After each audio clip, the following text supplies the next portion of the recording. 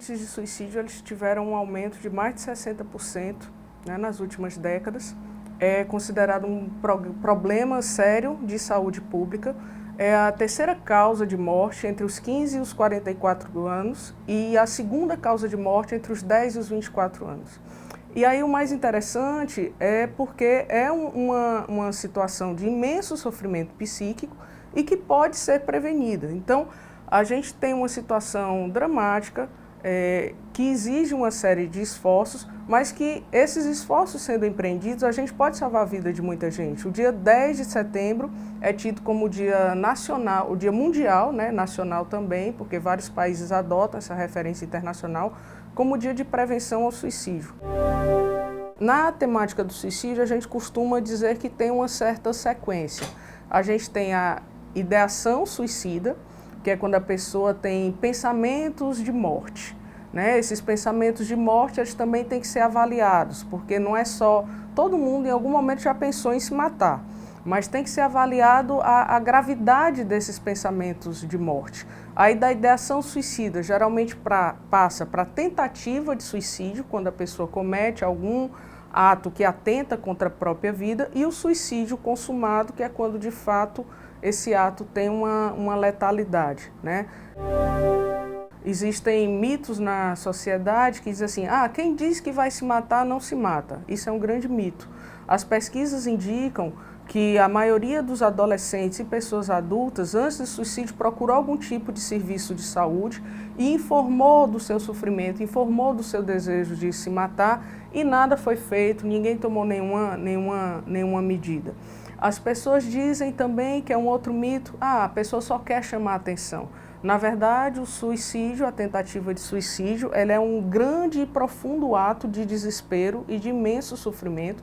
A pessoa está procurando ajuda, ela não quer chamar a atenção, ela quer algum tipo de apoio que geralmente não aparece para entender o nível de sofrimento que aquela pessoa está passando. As pessoas têm um mito terrível que é assim, não vamos falar sobre suicídio. Se a gente falar sobre suicídio, o menino pode tentar se matar porque alguém falou sobre suicídio, deu a ideia.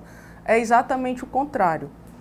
Se você perguntar a alguém, principalmente um adolescente, se ele tem desejo de se matar, a resposta, que geralmente é muito sincera, pode te dar um encaminhamento para poder desenvolver alguma medida de cuidado, de atenção ou de intervenção, né, naquele caso. São pessoas que às vezes não se sentem amadas, a presença de amigos é extremamente importante, você ter com quem contar, você ter com quem falar, você poder ter alguém que se importe com você é fundamental. E aí, infelizmente, a gente vê um outro quadro que acontece de isolamento social, de bullying, que mina às vezes as relações afetivas, as relações de amizade, que podem ser relações protetivas, né? O apoio familiar também é muito importante, o apoio do entorno da comunidade, né? A existência de políticas públicas. Então, esses mitos que existem de que não se pode fazer nada, como se a pessoa que tenta o suicídio quer só chamar a atenção, ou que quem quer se matar acaba conseguindo, a gente vê, 90% dos casos podem ser prevenidos, né? O que acontece é que depois da primeira tentativa, os 2 primeiros anos são índices muito elevados ainda de risco. E é preciso que a família esteja perto, os profissionais de saúde. Quando essa atenção não é oferecida, obviamente que a possibilidade de ter novas tentativas e acabar acontecendo um suicídio de fato se tornam muito altas. Essas estratégias de prevenção elas também passam pela identificação de algum tipo de problema psicológico, né? A gente tem a depressão, que é um dos quadros mais relacionados com a tentativa de suicídio, embora nem todo mundo que tem a depressão vai tentar se suicidar e nem todo mundo que tenta o suicídio tem depressão. Mas a depressão está fortemente associada em mais de 70% dos casos.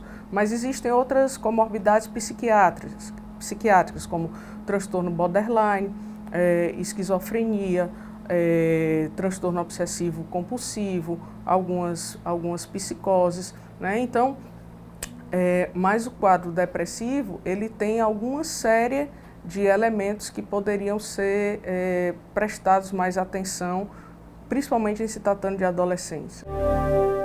perda de interesse pelas atividades que a pessoa costumava realizar, a existência de um maior retraimento, deixou de fazer coisas que gostava, um desleixo na sua autoestima, perda de apetite, excesso de sono, falta de energia para realizar as coisas, diminuição dos vínculos afetivos, retraimento, ficar mais tempo em casa, às vezes dores no corpo, dor de cabeça, uma certa apatia, tudo isso pode funcionar como um elemento de sinal para perceber um comportamento depressivo, que aí vai necessitar, dependendo do caso, ou de algum tipo de medicação ou de alguma intervenção psicoterápica.